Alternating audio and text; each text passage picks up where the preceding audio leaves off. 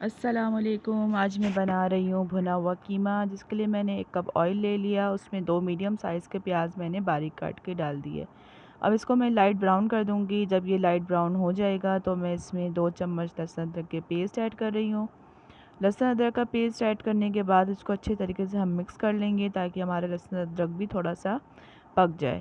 تھوڑا سا مکس کرنے کے بعد ہم اس میں ٹماٹر ایڈ کریں گے، جو کہ 2 میڈیم سائز کے ٹماٹر ہے۔ قیمہ میں ½ کے جی یوز کر رہی ہوں۔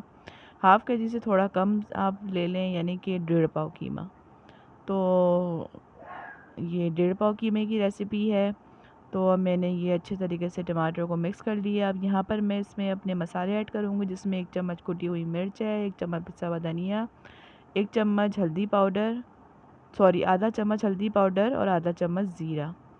یہ تمام مسالے ہم نے اس میں ایڈ کر دیے ہیں۔ اب ہم خوب اچھے طریقے سے اس کی بھنائی کر لیں گے۔ میں ایک دفعہ پھر ریپیٹ کر دوں، 1 چمچ لال کٹی ہوئی مرچ ہے، آدھا چمچ ہلدی ہے، 1 چمچ پسا ہوا دھنیا ہے، آدھا چمچ زیرہ ہے، نمک حسب ذائقہ ہے۔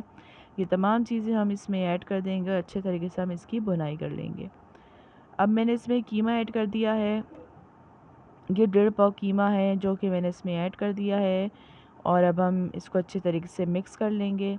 خوب اچھے طریقے سے مکس کرنے کے بعد ہم اس کو، جب اس کی اچھی سی بھنائی ہو جائے گی تو ہم اس میں پانی ڈال کر گلنے کے لیے چھوڑ دیں گے۔ یہ دیکھیں ہم نے اس کو مکس کر لیا ہے، اور میں نے اس میں 1 گلاس پانی ایڈ کر دیا ہے۔ پانی ایڈ کرنے کے بعد اس کو ہم 10 سے 15 منٹ میں 10 سے 15 منٹ اس کو ہم رکھ دیں گے نارمل فلیم پہ، نہ ہائی نہ لو، کہ اس کا پانی خشک ہو جائے اور قیمہ گل جائے۔ یہ دیکھیں ہمارا پانی اچھے طریقے سے خشک ہو چکا ہے۔ اب ہم اس کو خوب بھون لیں گے، خوب اس کی بھنائی کر لیں گے۔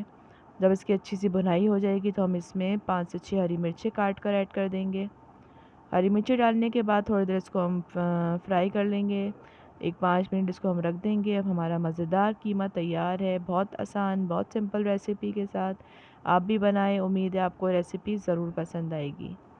ریسیپی اگر آپ کو پسند آئے تو پلیز لائک اور سبسکرائب کرنا نہ بھولیے گا۔ بہت ایزی، بہت آسان، بہت بیسک مسالوں کے ساتھ میں آپ کے لیے ریسیپیز لے کر آتی ہوں، تاکہ آپ نارملی اپنے گھر میں کھانے بنا سکے۔ بہت مشکل، بہت الگ مسالوں کے ساتھ نہیں، بہت نارملی کھانوں کے ساتھ میں آپ